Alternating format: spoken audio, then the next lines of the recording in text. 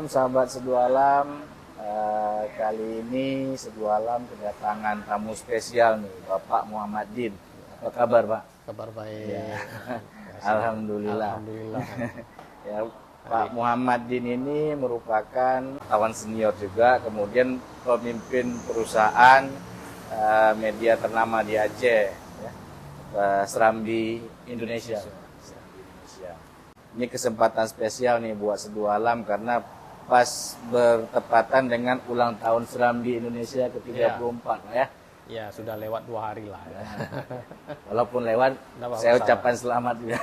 Terima kasih, terima kasih. Ya, dan juga bertepatan dengan Hari Pers Nasional, Pak. Ya. Hari Pers Nasional yang hari Jumat kemarin dibuka oleh Pak Jokowi, Pak. Hari Kamis ya, Pak. Hari Kamis ya, hari Kamis. Kamis di Medan ya. Oh iya.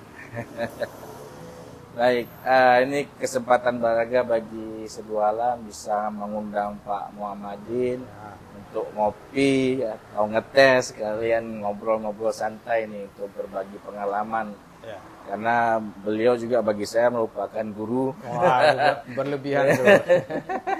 Guru di bidang jurnalistik, walaupun saya bukan wartawan, cuman pingin tahu juga boleh. Bagaimana cikal bakal Serambi itu lahir, Pak, ini karena bertepatan dengan ulang tahun Serambi, Pak. Ya, terima kasih Pak Rija. Ya, ini hari ya biasa tanggal 9 Februari itu merupakan hari bahagia bagi teman-teman di Serambi, tapi saya kira juga hari berbahagia juga bagi kita di Aceh ini.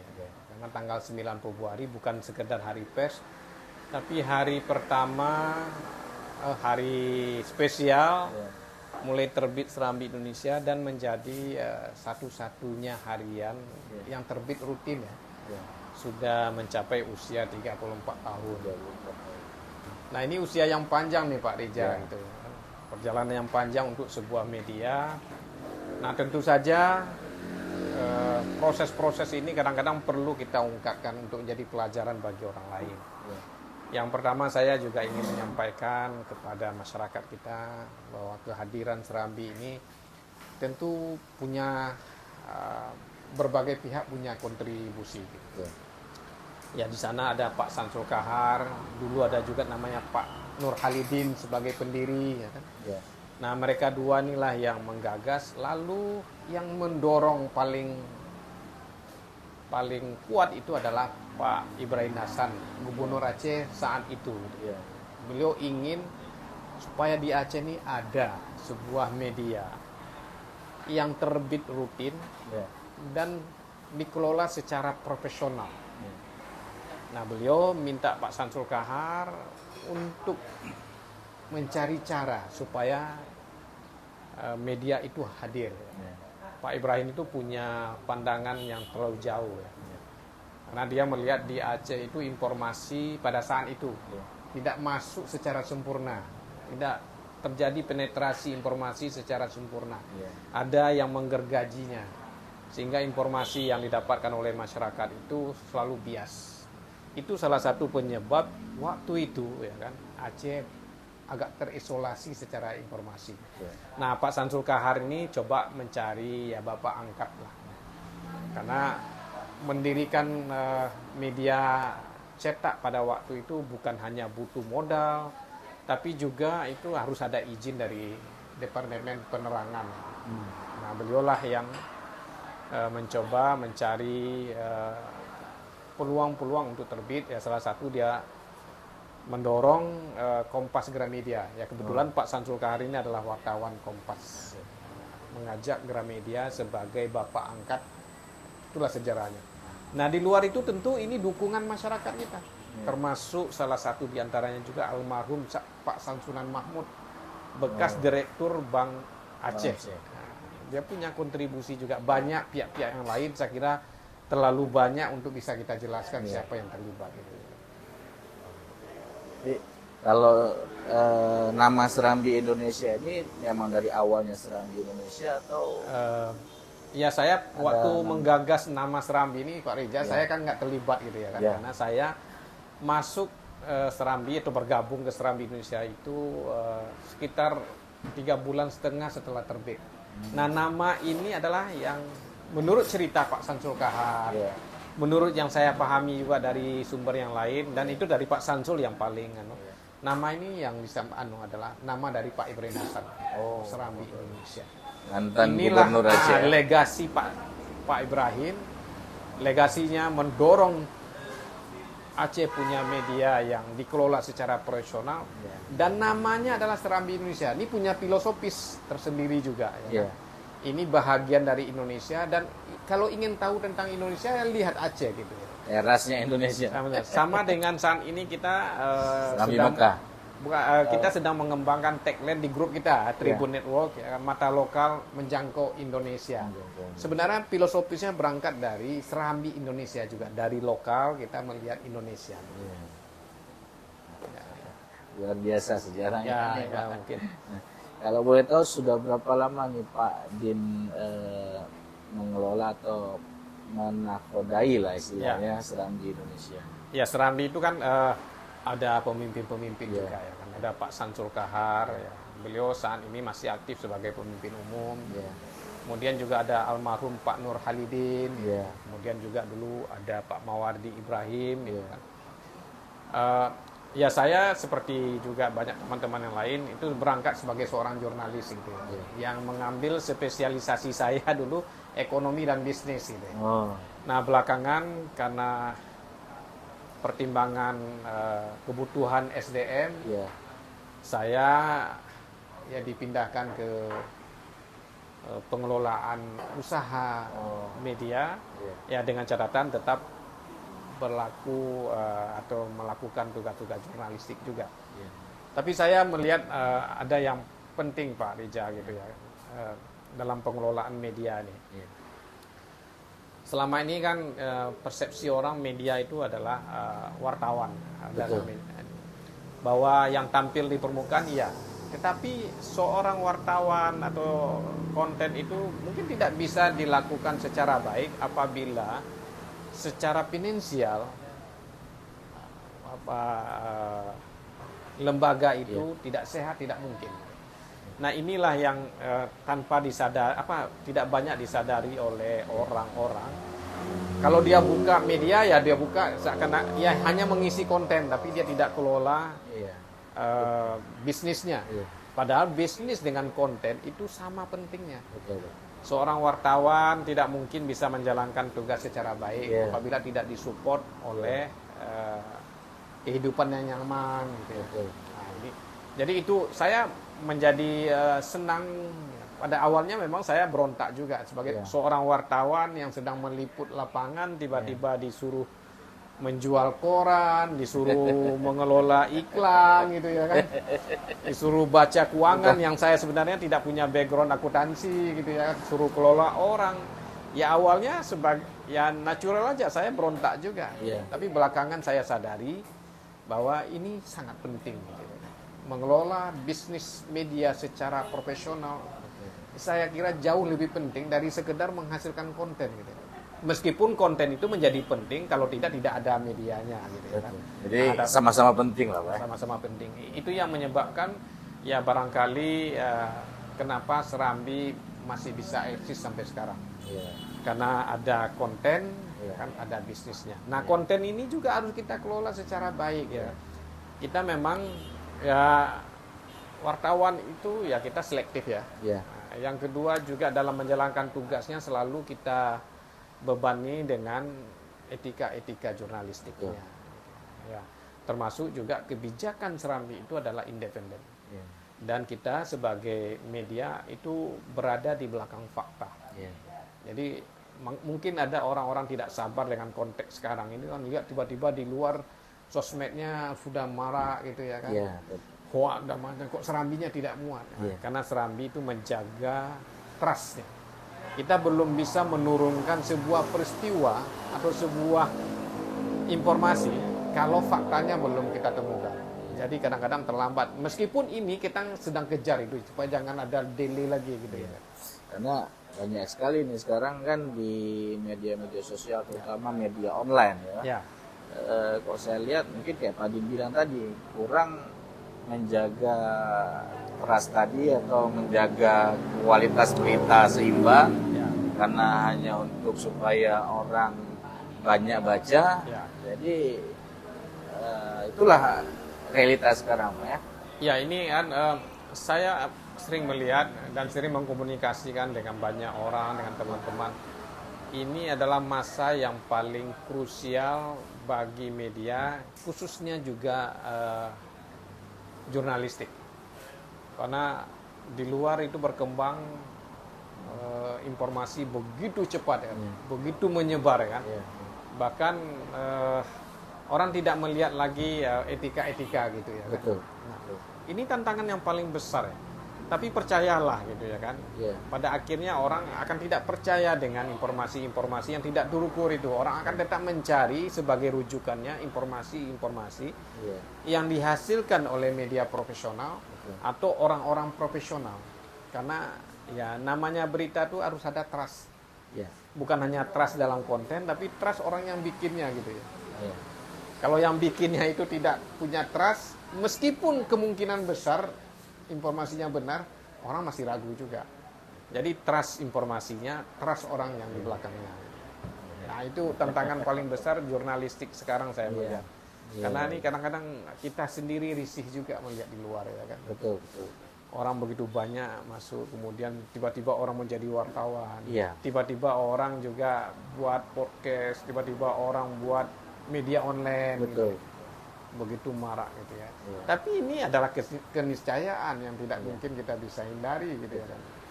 Ya, perkembangan teknologi mengubah semuanya gitu. Nah, Semuanya jadi mudah, Pak. tapi saya tetap percaya bahwa peran media dalam konteks media yang betul-betul bisa dipercaya itu akan ada sepanjang masa gitu.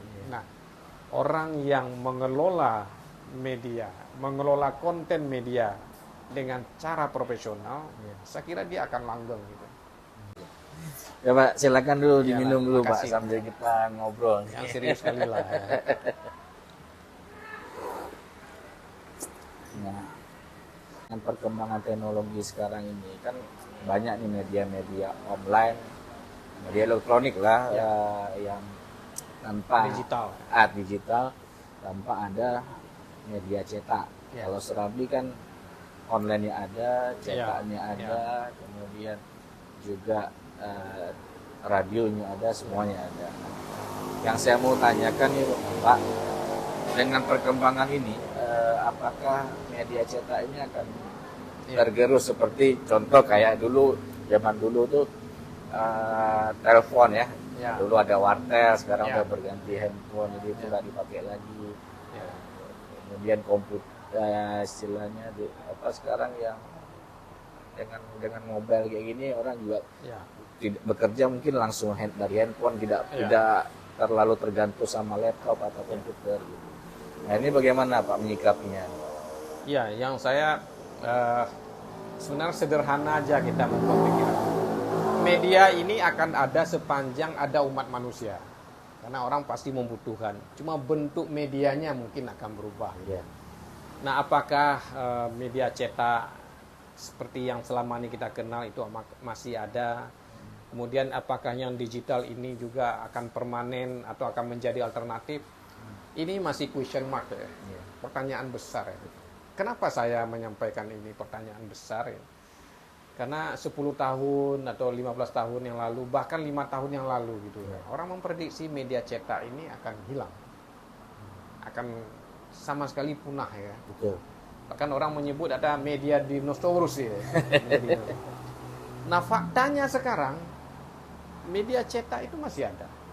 Mungkin tidak sebesar yang dulu, tidak semasif yang dulu, ya. Tapi dia masih ada. Nah, lalu ya masuk ke dunia digital, ya. Tiba-tiba tuh banyak platform digital yang masuk, ya. Tiba-tiba marak gitu, ya. Malah buku-buku digital juga. Buku digital, ya kan. Nah, ternyata pada hari ini digital pun cepat berubah gitu, ya. Apa yang kita kenal dengan mungkin 2-3 tahun yang lalu, orang tiba-tiba suka podcast, bergeser lagi gitu, ya kan. Betul. Nah, jadi bagaimana mensikapi situasi seperti ini, ya? Jadi kita jangan terlalu terjebak nih apakah masih ada atau tidak ada lagi ya. Nah, Serambi itu melakukan transformasi. Ya. Secara bisnis, kemudian secara trust. Jadi ini bisnis artinya ini tentu revenue kan. Ya. Kemudian trust itu menyangkut konten kan. Betul. Ini masih mendapat tempat yang kuat ya kan? Di masyarakat. Masih menjadi percaya, menjadi rujukan orang. Nah ini kan tetap kita pertahankan gitu. Ya. Nah, karena sampai hari ini masih punya pasar kan. Betul. Masih menjadi bahagian yang diperhatikan orang gitu. Ya. Nah lalu digital, kita masuk ke digital juga. Tapi digital sebenarnya ini persaingannya sangat terbuka gitu. Semua orang bisa masuk. Sehingga secara bisnis ini tidak menarik sebenarnya. Kalau saya ditanya, apakah bisnis digital media itu bagus? Saya tidak terlalu menarik. Karena semua orang akan bisa masuk ke sana, ya kan? Yang kedua juga kan, karena terlalu banyak pemain di sana gitu, itu menjadi rumit sekali gitu ya kan. Nah, sehingga secara bisnis sebenarnya dia tidak terlalu menarik gitu ya kan. Nah, tapi ini kan fakta juga, kita nggak bisa mengabaikan. Maka strategi Serambi dan ini tidak mudah dilakukan. Bagaimana dia masuk ke multi platform ini? Ada print, ada digital, tetap ada elektronik. Jadi kita total newspaper gitu ya kan. Kita bergerak di situ. Nah, kemudian ini ada fenomena yang menarik juga kan di luar itu ya. Dulu orang mengatakan buku akan hilang. Ternyata sekarang buku bangkit lagi kan. Betul. Kemudian koran tadi yang saya sampaikan orang bilang hilang gitu. Ternyata di beberapa daerah, ada beberapa negara bangkit lagi. Ya di Inggris itu tabloid dicari orang lagi gitu. Di India malah itu kan media-medianya tumbuh kan. Betul. Cuma kita lihat lagi di mana tumbuhnya. Ternyata tuh lokalnya. Nah, orang makin lokal newspaper itu menjadi tumbuh. Ini memang karakter dari media cetak. Karena media cetak kalau wilayah pasarnya atau wilayah distribusinya jauh itu cost-nya mahal. Makanya dia dikembangkan di lokal-lokal. India media lokal banyak sekali di sana dan tumbuh. Iklannya juga cukup bagus. Di Inggris itu fenomenal juga gitu. Kemudian buku di Eropa orang sudah mulai kembali ke buku. Anak-anak yang milenial sekarang kalau baca komik itu lewat buku. Dia tidak baca lagi lewat digital. Nah, ini memang sebuah distraction ya kan. Dan media bahagian dari distraction itu sendiri. Tapi sejarah sudah membuktikan media ini akan ada terus sepanjang sejarah gitu. Selama masih ada manusia. Masih ada manusia. Mungkin itu tadi Pak, yang instan-instan itu memang nggak bertahan lama. Ya, yang viral-viral itu kan sebentar dan orang melupakan karena terlalu banyak informasi yang beredar. Nanti orang akan melupakan, masuk yang baru lagi. Gitu. Tapi memang lebih nyaman kalau kita baca itu memang dari cetak. Mungkin dari faktor dari sisi kesehatan juga. Betul. Berpengaruh ya. Ada kelebihan-kelebihan dari cetak, ya kan? Dia bisa terdokumentasi secara baik. Betul. Ya kan?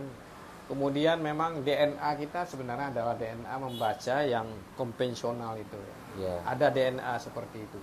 Nah, lalu ini sekarang yang menjadi pemikiran orang. Kalau tiba-tiba internet ini macet seluruh dunia.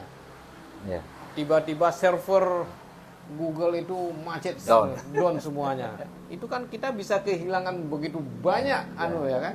Nggak bisa mengakses lagi, nggak bisa dapat apa-apa lagi gitu ya kan. Jangankan itu Pak, mati lampu aja 1 jam semuanya bisa down sekarang. Bisa down. Nah ini kalau down itu di lokal kita mungkin apa masalah. Tapi kalau di server internasionalnya down, bayangkan di satu saat kita nggak bisa tahu lagi peristiwa-peristiwa yang lalu yang selama ini direkam oleh digital kan. Karena tiba-tiba mati, tiba-tiba kehilangan, terhapus. Nah inilah kelebihan-kelebihan dari buku. Mungkin sejarah ini juga, sejarah evolusi manusia itu sudah ribuan tahun tidak bisa dilepaskan dengan aksara yang tertulis dari kertas itu tidak bisa dilepaskan. Dan kita bisa melihat ke belakang untuk ukuran misalnya berapa 2.000 atau 3.000 tahun yang lalu karena ada dokumentasi-dokumentasi. Saya tidak bisa membayangkan kalau 1000 tahun yang akan datang, apakah digital yang ada sekarang ini masih bisa diambil gitu ya kan? Nah, ini kan, dan saat ini pun itu kadang-kadang kita untuk memanggil peristiwa 2 tahun yang lalu repot kita, ya kan? Karena kita banyak sekali gitu ya kan. Ya. Karena tergantung servernya juga. Nah, yang kedua juga kita harus akui juga apa yang ditulis di digital itu kan sepenggal-sepenggal ya. Betul. Kalau kita ingin tahu lebih detail, ya kita harus membaca bukunya. Betul. Betul. Ya, karena di kita kan juga mungkin pengaruh kapasitas daya tampung simpanannya, Simpanan, jadi juga keamanannya juga, safety-nya. Nah, saya dengar lagi Pak Din ini juga dengan usia yang begitu matang, Ya. juga bukan hanya Serambi yang dikelola, juga Serambi Indonesia. Ya. Saya dengar info lagi dipegang media di Pekanbaru ya Pak. Ya, bantu-bantu lah. Bantu-bantu ya kan. Mungkin pengalaman, ya ada pengalaman, atau mungkin juga Apakah ini bagian dari Kompas Group juga Pak? iya, grupnya. Tribun Network ya. Tribun Network. Ya, kita juga ya sebenarnya kita saling berbagi informasi aja, berbagi pengalaman. Karena ya yang sebenarnya kan yang menjembatani kita antara masa lalu dengan masa depan itu hanya 2. Yang pertama pengalaman gitu ya kan. Nah, kita hanya bisa menularkan. Yang kedua kita harus menyiapkan kader-kader gitu. Nah, itulah yang menjembatani masa lalu dengan masa depan. Kalau 2 itu tidak kita lakukan, tidak kita tularkan, ya mungkin kita akan putus mata rantainya. Itu yang disebut dengan tikungan sejarah itu ya kan. Jadi kalau perusahaan ini mau sustainable ya. Tadi 2 tadi Pak ya? Iya, pengalaman. Pengalaman, kemudian penerus ya. Ya, mungkin ini juga ya yang tidak disadari. Ya, mungkin kita di sini berpikir dalam skala kecil, tapi tidak ada salahnya. Kenapa perusahaan-perusahaan Jepang itu bisa permanen atau paling kurang bisa lintas generasi? Salah satu itu tadi. Ya, di samping kultur mereka ya, kultur di mana antara owner dengan profesional itu dalam satu irama. Ya, yang kedua, mereka senang berbagi pengalaman dan itu yang mungkin agak sedikit di luar kesadaran kita kan. Nah, yang ketiga membangun kaderisasi gitu. Itu yang menyebabkan perusahaan-perusahaan di Jepang, termasuk di Korea sekarang, ya termasuk di negara-negara lain itu menjadi besar dan lintas generasi. Dan jarang kita temukan di negara kita gitu ya. Negara kita satu generasi mungkin dia akan berakhir gitu ya kan. Karena tidak menyiapkan itu ya kan. Kader itu penting. Tidak menularkan pengalaman gitu ya. Sehingga seorang owner apabila dia transfer kepada anaknya di satu saat pemindahan pengelolaan itu biasanya perusahaannya kacau gitu. Betul.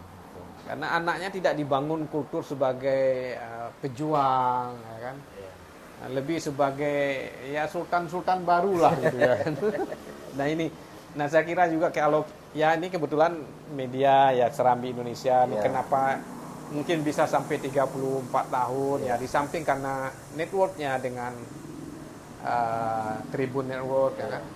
Tapi juga kepemimpinan di sana pertama Pak Samsul Kahar itu menjadi jembatan ya untuk sustainable-nya sustainnya perusahaan ini. Beliau sangat aware dengan kaderisasi. Ya, dan itu kita sadari kita nih ya kita semua akan pergi, semua akan berakhir gitu kan. Tapi karya itu tidak boleh berakhir gitu. Ya. Nah, ini ya termasuk juga mungkin dalam konteks Aceh ya kan. Kita kehilangan mungkin ya boleh kita bilang kita krisis kepemimpinan. Karena memang kita tidak menyiapkan infrastruktur untuk kepemimpinan yang baik gitu. Sehingga ya siapa jadi gubernur, siapa jadi bupati, siapa ini kan karena kita tidak pernah menyiapkannya gitu ya. Krisis kepemimpinan, krisis kepercayaan juga. Kepercayaan ya kalau kepemimpinan sudah krisis itu pasti dampak berikutnya adalah kepercayaan. Dampak berikutnya kita kehilangan harapan gitu. Betul. Nah, kalau kehilangan harapan itu tidak beda dengan kematian gitu. Yang membedakan kematian memang kita dikubur, kalau kehilangan harapan kita masih jadi beban gitu ya kan. Zombie lah. Zombie. Hidup tapi kita kehilangan harapan. Gitu. Ini. Nah itu yang kadang-kadang kita sedih ya kan. Nah, tapi ya ini realitas dan ini menjadi tanggung jawab kita juga gitu ya kan. Bagaimana ya melakukan hal-hal yang kecil mungkin bisa menularkan gitu hal. Nah saya menangkap itu ya. Selama saya bekerja di Serambi Indonesia, ya kan saya menangkap unsur itu ya dari Pak Samsul Kahar, kemudian juga dari pemimpin-pemimpin Tribun Network itu berangkat dengan filosofi seperti itu ya kan. Apapun yang harus yang betapapun hebat bisnis kita, tapi yang jauh lebih penting adalah sustain. Ya. Ya, mungkin ya dalam bahasa bisnis kita memang mencari profit. Betul. Nah, orang kadang-kadang mengkonotasikan profit itu sebagai sikap kapitalistik. Sebenarnya bukan semata-mata. Profit itu adalah untuk menjamin kelangsungan perusahaan itu. Untuk menjamin kelangsungan. Ya, kalau kita tidak untung, tidak punya prospek, ya tidak bisa gitu. Nah, media ini tantangannya. Karena mencari profit di media itu tidak mudah. Karena dia ada pekerjaan kontrol sosial. Artinya fungsi sosialnya harus muncul di sana gitu ya. Di satu sisi lain dia harus sustain gitu, harus berlangsung. Nah, untuk berlangsung mau tak mau kita harus mengelola media dalam dua sisi, sebagai konten untuk kontrol sosial, sebagai bisnis supaya dia sustainable dan bisa melakukan kontrol sosial secara baik. Nah, ini mungkin filosofisnya ya, kita harus hadir dengan dua sisi. Sudah terbukti dengan usia 34 tahun sudah bisa bertahan ya, Pak. Ya, tapi perjalanan 34 tahun itu aja kan bukan perjalanan yang lurus linear seperti itu. Apalagi ya. Di Aceh, Serambi Indonesia juga sempat mengalami gonjang-ganjing ketika tsunami ya, Pak ya. Banyak ya, banyak tsunami, pasang COVID, surutnya. surut. Banyak pasang surutnya ketika Nah, itu bagaimana cara memanagenya, Pak? Ya, mungkin secara keseluruhan itu yang saya sampaikan tadi. Sebagai media kita harus sikap dasar kita sebagai independen itu harus muncul. Nah, ketika konflik itu yang kita kedepankan. Bayangkan dua pihak yang sedang berkonflik, dua pihak ini berkepentingan dengan kita, dan dua pihak ini juga mencurigai kita gitu ya kan. Nah, tapi karena kita berusaha independen yang saya maksud waktu itu ya tentu independen waktu itu gitu ya. Ya mungkin kalau independen kita nilai dengan waktu sekarang mungkin agak berbeda gitu ya. Independen pada waktu itu kita bukan sekedar mengakomodir dua kepentingan ini, tapi juga kita bisa selamat gitu ya. Nah, ini yang kita lakukan gitu ya. Jadi ya bahasa lainnya ada seni gitu ya. Dalam perang itu ada seni juga gitu ya. Nah, itu yang kita lakukan yang pertama, dan itu ya saya tidak berlebihan, saya bilang itu peran dan sikap dasar Pak Samsul ada di situ gitu ya. Bagaimana kemampuan kita. Tidak mudah ya kan, konflik itu kan panjang. Kita tuh mengalami proses DOM itu 10 tahun. Ya, lebih dari 10 tahun itu meskipun yang agak kentara sekali 4 tahun terakhir gitu ya. Nah, kemudian krisis moneter itu pun semua bisnis itu kan terganggu. Tapi justru kita waktu itu bisa eksis gitu ya kan. Ya kenapa? Itu tadi. Kita memang tetap menyajikan informasi yang dibutuhkan oleh orang. Meskipun krisis, tapi kebutuhan informasi itu tidak bisa disubstitusi gitu ya kan. Nah, kalau orang tidak ada beras dia bisa makan sagu. Tapi kalau orang tidak punya informasi dia blank gitu ya kan. Nah, di situ kita harus tampil juga gitu. Nah, yang paling berat ya ini bukan hanya Serambi aja, bukan hanya keluarga besar Serambi, tapi seluruh orang Aceh adalah tsunami itu ya. Nah, pada waktu itu ya kita semua seperti Bank Aceh juga ya kan, seperti perusahaan-perusahaan yang lain, seperti juga masyarakat yang lain, kita kan hancur semuanya, gulu lantak gitu ya kan. Nah, waktu itu kekuatan kita adalah kita ingin terbit. Sebenarnya terbit ini adalah ingin menampung kebutuhan informasi masyarakat itu. Makanya hari keempat setelah tsunami kita terbit. Meskipun waktu itu kita terbit dari luar. Ya, kita ada cetak Jakarta, pernah cetak di Medan. Kemudian juga tenaga-tenaga kita yang dari satu grup di Bampur sini kan, bantuan tempur kemari ya. Nah, itu juga yang menguatkan kita sehingga kita bisa terbit gitu. Nah, Setelah itu memang beberapa hari, ya 7 hari ya setelah, kalau nggak salah saya mungkin tanggal 2 atau 3 Januari lah ya. 2005 kita cetak di Lok Semawe. Nah, karena kebetulan beberapa bulan sebelumnya kita sudah menyiapkan percetakan di Lok Semawe. Jadi kita cetak di Lok Semawe, yang di Banda Acehnya Lulu Lantak gitu ya. Ya, berarti kan Lok Semawe nggak apa-apa Pak, ya? Nggak apa-apa. Nah, itu juga ya mungkin di dalam kesulitan selalu ada kemudahan. Nah, kita bisa terbit, masyarakat juga butuh informasi, ya kan? Sehingga terjembatanilah kita bisa menyediakan informasi, masyarakat membutuhkannya. Sehingga waktu itu ya permintaan terhadap koran kita tinggi sekali. Permintaan terhadap space untuk iklan kita juga tinggi sekali. Saya juga tidak membayar. Tapi yang jauh lebih penting seperti itu ya, kita bisa menyebarkan informasi ke masyarakat. Dan bagi internal Serambi sendiri, ini memulihkan psikologis. Bayangkan kita kan musibah, ada yang kehilangan anak, kehilangan istri, kehilangan suami, kehilangan harta benda, sanak keluarga. Ya ketika itu ya kalau kita bisa membayangkan sekarang kita seperti kehilangan harapan juga ya. Kehilangan masa depan. Tapi dengan adanya Serambi, teman-teman yang selamat ya kan bisa berkumpul kembali. Ya kita mengenang syuhada-syuhada kita, tapi kita harus the show must go on. Kita harus bergerak gitu. Nah, itulah yang menyebabkan Serambi masih bisa pulih gitu ya. Nah, itu proses-proses yang tidak mudah. Nah, ketika sudah berkembang begitu pesat gitu ya kan. Kalau saya bilang tiba-tiba distraction kan. Ada kekacauan, ada perubahan teknologi menyebabkan perubahan perilaku orang. Nah, tapi saya punya keyakinan juga sebatas itu bisa kita lakukan. Itu bisa. Bahkan kadang-kadang saya pernah menyampaikan sama orang lain, terutama dia mau mikir bagaimana nasib kita ke depan. Saya selalu menyampaikan, kadang-kadang untuk hidup ini bermimpi pun tidak perlu. Gitu. Yang penting kita mengerjakannya aja. Gitu.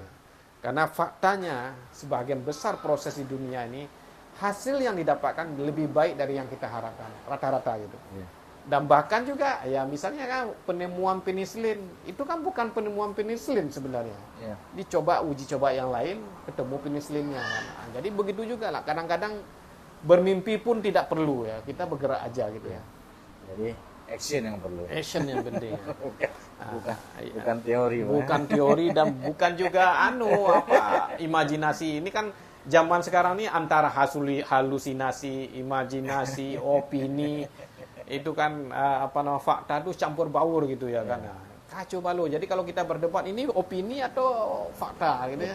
Ya, itu dia yang jadi juga tulisan di media itu. Kan ini opini atau berita. Nah, itu bagaimana Pak membedakannya itu, Pak? Iya, yang namanya berita itu kan itu beda. Karena biasanya yang menggiring agak ke negatif itu opini, Pak.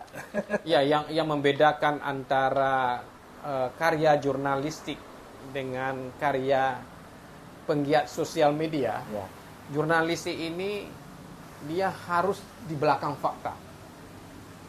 Dia menghasilkan berita, membuat informasi itu harus di belakang fakta. Dia tidak boleh mendahului fakta, tidak menciptakan. Nah, di situ agak berbeda dengan sosmed gitu ya kan.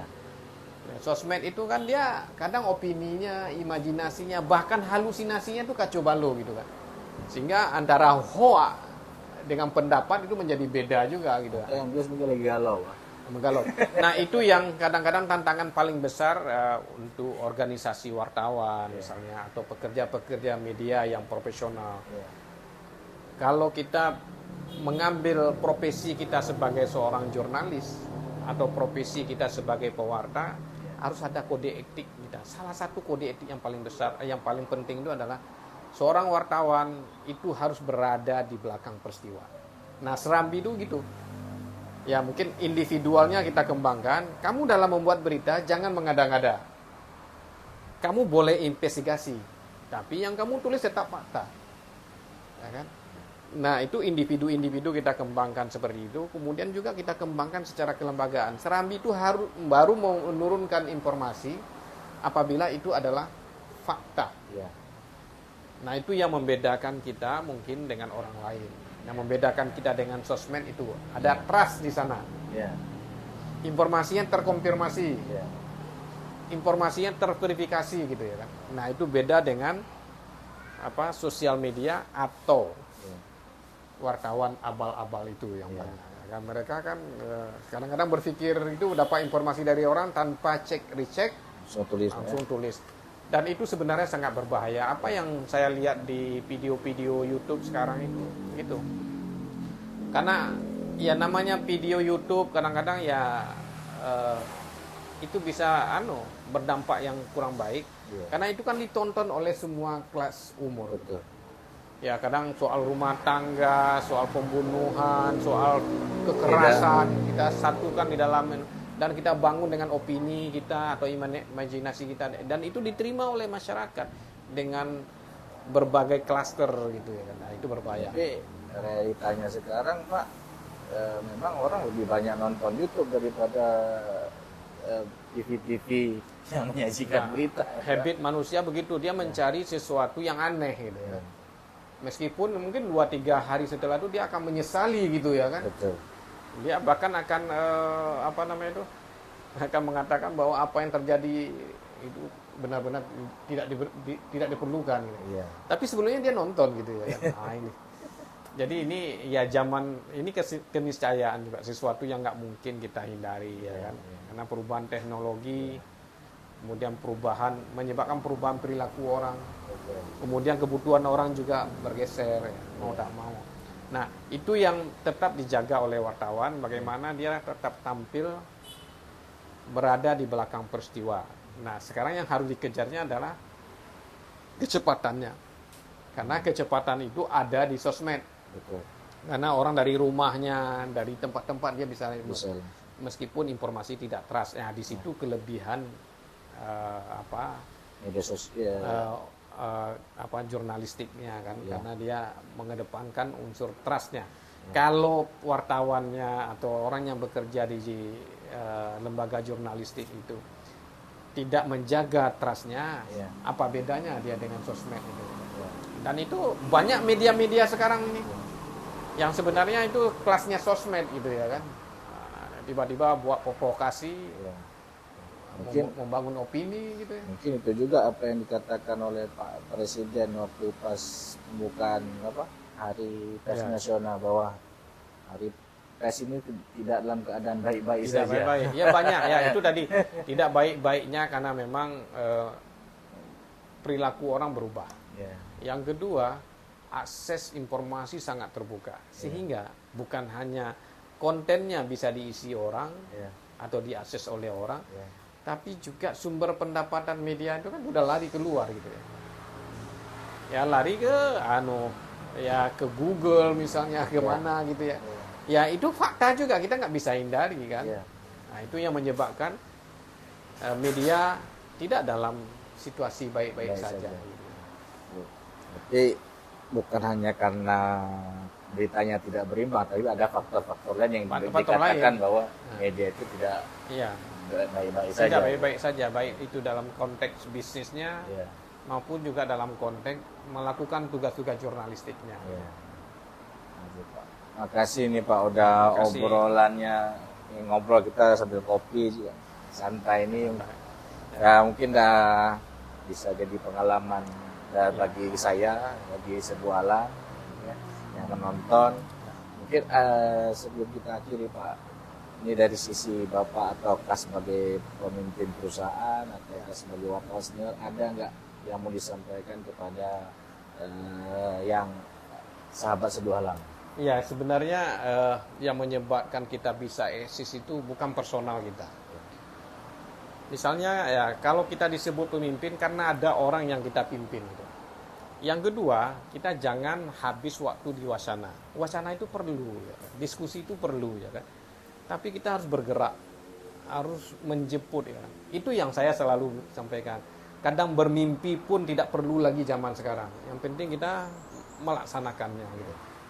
Jadi kalau kita terus bermimpi, kita tidak melakukannya. Gitu. Yang kedua, kalau kita hanya tampil sendiri seakan-akan semua ini adalah karya kita atau kehebatan kita atau personalize kita, itu saya kira keliru. Karena seorang pemimpin itu dibilang pemimpin karena ada orang lain. Kita ini bagian dari orang-orang gitu.